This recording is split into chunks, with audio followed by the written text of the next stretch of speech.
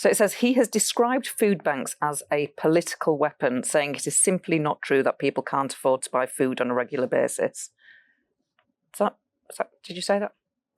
Yeah, I think the way it was taken out of context, I remember that at the time as a hustings. Now, when I was growing up, I grew up in places where people struggled along, not necessarily great incomes, and you had that wider support network with your families or in the community or churches and so on. And nowadays, society's changed a lot. And I think you're having food banks stepping in where you used to have that wider support network around you.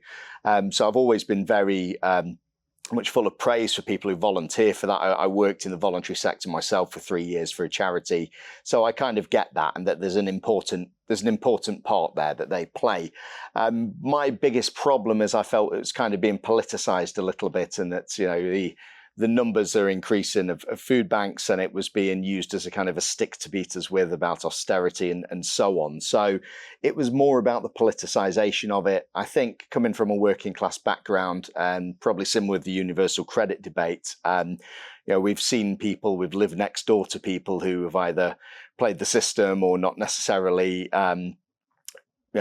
worked when they could have done and so on. And I think we're probably a little bit harsher on that. I tended to find that people in those working class communities were probably more sympathetic to what I was saying than maybe more affluent areas.